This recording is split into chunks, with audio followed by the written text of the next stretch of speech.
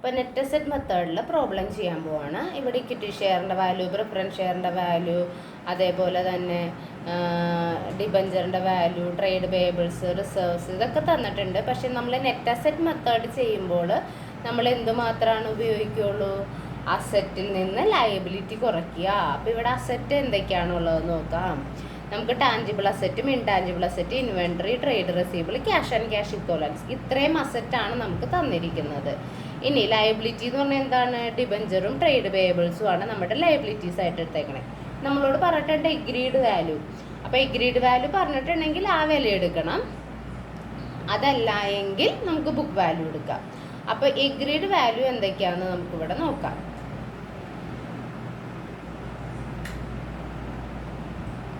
Good വില്ലിൻ്റെ agreed value 10,000. അപ്പോൾ good വില്ലിൻ്റെ നേരത്തെയുള്ള വാല്യൂ ഇവിടെ നമുക്ക് 28,000 വരുന്നു. പക്ഷേ എഗ്രീഡ് വാല്യൂ എത്രയേ ഉള്ളൂ? 10,000 ഉള്ളൂ. നമ്മൾ അതേ എടുക്കാൻ പാടുള്ളൂ. ടാഞ്ചിബിൾ അസറ്റ് നമ്മൾക്ക് 49,000 ആണ്, നേരത്തെ 44,000 വരുന്നു. അപ്പോൾ നമ്മൾ എഗ്രീഡ് വാല്യൂ എടുക്കണം. ദെൻ ഇൻവെൻട്രിയും ട്രേഡ് റെസീവബിളും എടുക്കേണ്ട വാല്യൂവും പറഞ്ഞിട്ടുണ്ട്. അപ്പോൾ നമ്മൾ ആ വാല്യൂ ആണ് ഇവിടെ എടുക്കാൻ പാടുള്ളൂ. ദെൻ ഡിബഞ്ചറും അതേപോലെ തന്നെ ട്രേഡ് പേയബിൾസും എന്താണോ അതിനകത്ത് പറഞ്ഞിരിക്കുന്നത് ആ വാല്യൂ, അതേപോലെ അതിൻ്റെയും എഗ്രീഡ് വാല്യൂ തന്നിട്ടുണ്ടെങ്കിൽ ആ എഗ്രീഡ് വാല്യൂ ആണ് എടുക്കേണ്ടത്. അപ്പോൾ ഇതിന് പറഞ്ഞിട്ടുണ്ട് ഇവിടെ ലയബിലിറ്റി ട്രേഡ് പേയബിൾസ് 5,000 ആയെന്ന്. അപ്പോൾ നമ്മൾ ട്രേഡ് പേയബിൾസ് എത്ര എടുക്കാൻ പാടുള്ളൂ? 5,000 എടുക്കാൻ പാടുള്ളൂ. അപ്പോൾ നോക്കിയേ, ഗുഡ് വില്ല് പറഞ്ഞ value 10,000, tangible agreed value 49,000, inventory 13,000, trade payables 8,000, റെസീവബിൾസ് 8,000.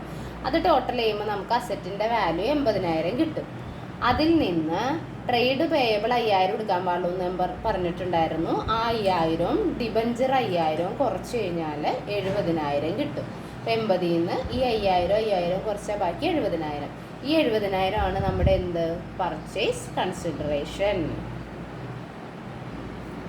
Net asset മെത്തേഡിൻ്റെ അടുത്തൊരു പ്രോബ്ലം നോക്കിയേ. ഇവിടെയും നമുക്ക് ലോങ് ടേം പ്രൊവിഷൻ തന്നിട്ടുണ്ട്, ട്രേഡ് പേയബിൾസ് തന്നിട്ടുണ്ട്, ഇൻടാഞ്ചിബിൾ തന്നിട്ടുണ്ട്, ഷെയർ ഹോൾഡേഴ്സ് ഫണ്ട് എന്തായാലും എടുക്കൂലല്ലോ. പിന്നെ ഇൻവെൻട്രി, ക്യാഷ്, ട്രേഡ് റെസീവബിൾസ്, ഇത്ര ഐറ്റംസ് നമുക്കിവിടെ തന്നിട്ടുണ്ട്. ഇനി എന്തെങ്കിലും അഡ്ജസ്റ്റ്മെൻറ്റിലുണ്ടോ എന്ന് നോക്കാം. ഇവിടെ തന്നിട്ടുണ്ട് ഗുഡ് വില്ല് വാല്യൂഡ് അറ്റ് 9 lakh. അപ്പോൾ നമ്മൾ ഗുഡ് വില്ലിൻ്റെ വാല്യൂ 9 lakh എടുത്തു. ടോട്ടൽ ടാഞ്ചിബിൾ അസറ്റ് 20 ലക്ഷമാണെന്ന് നമുക്ക് എഗ്രീഡ് വാല്യൂ വന്നിട്ടുണ്ട്. അപ്പോൾ നമ്മൾ അതെടുത്തു. ഇൻവെൻട്രി 360 തന്നിട്ടുണ്ട്, അതെടുത്തു. ട്രേഡ് റെസീവബിൾസ് 7 ലക്ഷമാണ് തന്നിട്ടുണ്ട്, അതെടുത്തു. ഇവിടെ തന്നിട്ടില്ല, അത് ബുക്ക് വാല്യൂ തന്നെ എടുത്തു. ക്യാഷ് ആൻഡ് ക്യാഷ് ഇക്വലൻസും ബുക്ക് വാല്യൂ തന്നെ എടുത്തു. അപ്പോൾ നമുക്ക് 40,60,000 കിട്ടി. പിന്നെ നമ്മുടെ ഔട്ട്സൈഡ് ലയബിലിറ്റി എന്ന് പറയാൻ ഏതൊക്കെയായിരുന്നു? ഡിബഞ്ചർ ഒന്നും ഉണ്ടായില്ല, PF ഉണ്ടായിരുന്നു. PF അറിയാലോ, എംപ്ലോയീസിന് കൊടുക്കാനുള്ളതാണ്.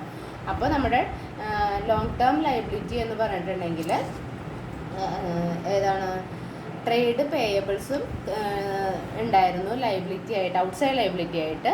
അതുപോലെ ലോങ് ടേം പ്രൊവിഷനും ഉണ്ടായിരുന്നു 2 ലക്ഷം. അപ്പോൾ അത് രണ്ടും കൂടി കൂട്ടിയപ്പോൾ നമുക്ക് എത്ര കിട്ടി? 10 ലക്ഷം കിട്ടി.